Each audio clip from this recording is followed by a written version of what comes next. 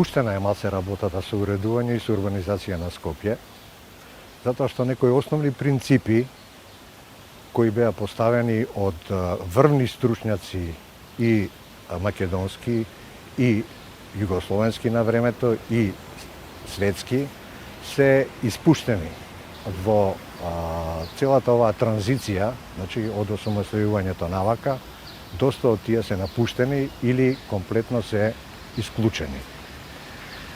Така да мојата размисла околу развојот на Скопје е дека ние сепак треба да се вратиме на тие основни вредности, научно докажани и потврдени од сите аспекти.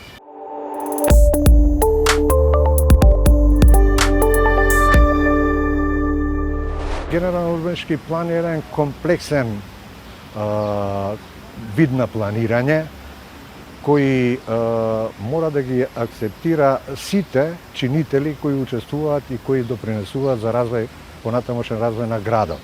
Значи не се работи тука само за урбанизам и архитектура, се работи за инфраструктура, се работи за демографска анализа и студија, за економска анализа и студија, така да сите тие аспекти, па дури да кажеме во современово планирање вклучени се и социолози и психолози кои на некој начин ги предвидуваат и ги анализираат состојбите и предизвиците што ги носи развојот на градот. Така да мислам дека може да се исправи.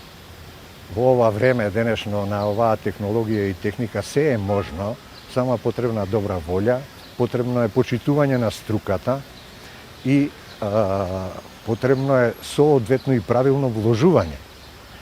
Значи, не се работи да се вложат средства, битно е да се вложат правилно, затоа што лошо направена работа и добро направена работа коштаат исто, а разликата е огромна.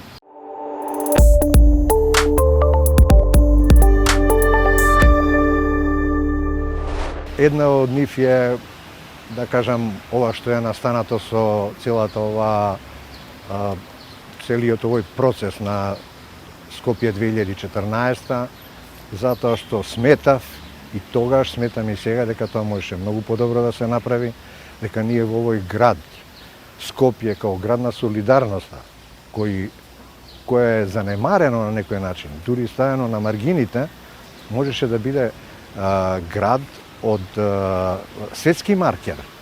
Значи, ние можехме тука да повикаме многу врвни архитекти и креатори од светот. Ми сметаат некои работи кои од X причини, а воглавном тоа се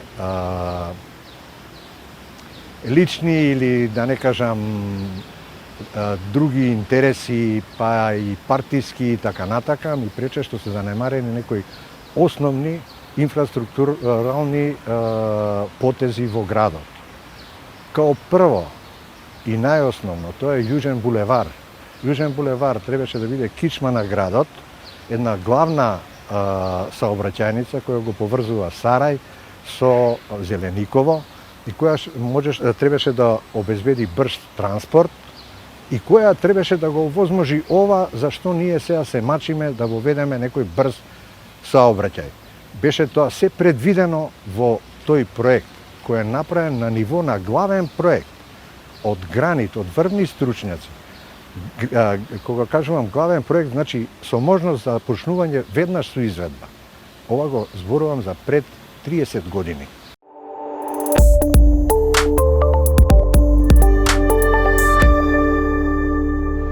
Секој урбанистички план е законски документ. Генералниот урбанистички план е закон од повисок ред од деталниот урбанистички план. Деталниот урбанистички план има обврска да ги почитува одредниците на генералниот урбанистички план. Ако тие зацртани параметри што се обврзувачки не се избегнуваат, тоест не се наоѓаат начини да се избегнат и да се на некој начин девалвираат, во тој случај деталниот урбанистички план би требало да ги почитува апсолутно параметрите и програмски зададените услови од Генералниот урбанистички план. Меѓутоа, кај нас е тоа проблем, затоа што тоа не е само проблем на урбанисти и не е тоа проблем, да кажеме, на сите што учествуваат во развојот на градот, пошто тука не е само урбанизам, тука е и екологија, и заштита на човека средина, и сите параметри кои допринесуваат за едно поквалитетно живење, заштита на јавниот интерес и така натака.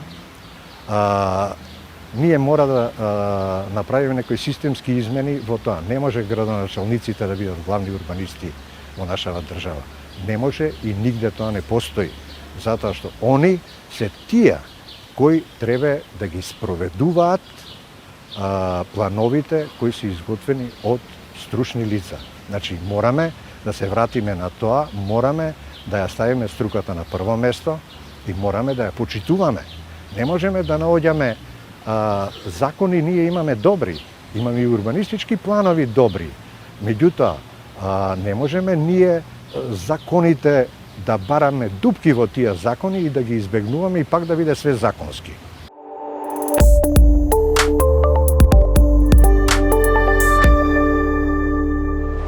Се поголема е разликата, тоест јазот помеѓу жителите и корисниците на просторот и тие кои го искористуваат просторот. Значи, тука би требало да се направи во секој случај една хармонија, соживот, еден помеѓу тие што планираат, затоа што нормално е градот да се развива, нормално е градот да продуцира и економија, и бизнис, тоа е све нормално, меѓутоа нормално е да бидат задоволени и потребите на самите корисници. Корисници се граѓаните на градот. Значи, во тој смисол, градот би требало да се развива првенствено со почитување на потребите на самите корисници, а потоа со сето останато.